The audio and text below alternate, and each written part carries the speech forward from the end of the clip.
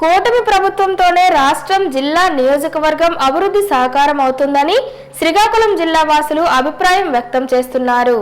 ఈ సందర్భంగా జీవన్ టీవీతో మాట్లాడుతూ గత పాలకుల నిర్లక్ష్యం వల్ల అభివృద్ధి కుంటిపడిందన్నారు. కేంద్ర మంత్రి కింజరపు రామ్మోహన్ నాయుడు, రాష్ట్ర మంత్రి కింజరపు అచ్చెన్నాయుడు సహకారంతో శ్రీకాకుళం నియోజకవర్గాన్ని శాసనసభ్యులు గొండు శంకర్ అన్ని విధాలా అభివృద్ధి చేస్తున్నారన్నారు. ప్రభుత్వం వచ్చిన 10 నెలల్లో అనేక అభివృద్ధి కార్యక్రమాలు చేపట్టి సమస్యలు లేని నియోజకవర్గంగా తీర్చిదిద్దుతున్నారని అభిప్రాయం వ్యక్తం చేస్తున్నారు. వైఎస్ఆర్సీపీ పాలనలో రహదారులు మరమ్మతులు లేక పూర్తిగా దెబ్బతిన్నాయని, వాటిని ప్రభుత్వం వచ్చిన కొద్ది నెలల్లో మరమ్మతులు పూర్తి చేసి వాహనదారులకు అందించిన ఘనత కూటమి ప్రభుత్వానిదే అన్నారు. కూటమి ప్రభుత్వం వచ్చిన తర్వాత రాష్ట్ర పరిస్థితి కూడా అన్ని రకాలుగా బాగానే ఉంది.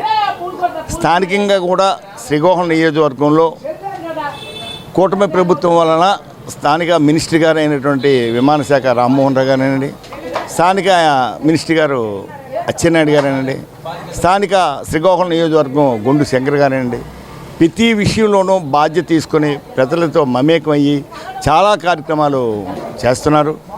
కోటమమ్మాలి కూడా నేషనల్గా చేస్తూ దుర్గా పూజ చేశారు అచ్చెన్నాయుడు గారు. అలాగే శ్రీకాకుళం అరసవిల్లో ఎన్నడూ లేని విధంగా శ్రీకాకుళంలో అరసవిల్లి సూర్య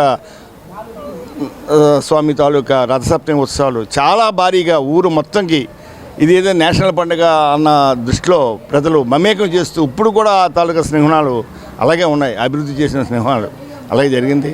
అది కాకుండా ఆమ్దల్స్ రోడ్డు చాలా నుంచి భయకంపితంగా ఉన్నటువంటి రోడ్డు ఈ ప్రభుత్వం కోట ప్రభుత్వం వచ్చిన తర్వాత మినిస్టర్ గారి దయ వల్ల ఆ పునరుద్ధరణ కార్యక్రమం కూడా అలాగే జరుగుతుంది. అది కాక చాలా కార్యక్రమాలు పట్టణంలో చిన్న చిన్న సమస్యలు, కాలువలు అయితేనేమనండి, రిగ్ బోర్లు అయితేనేమండి, సిమెంట్ రోడ్లు అయితేనేమనండి చాలా బాధ్యతగా తీసుకుని ఈ కూటమి ప్రభుత్వం చేస్తుంది. ఇప్పుడున్న పరిస్థితిలో ఈనాడు ప్రజలు అదృష్టవంతులు అంటే కూటమి ప్రభుత్వం వల్ల అదృష్టవంతులు, అంతకన్నా ఇంక వేరేగా చెప్పక్కర్లేదు.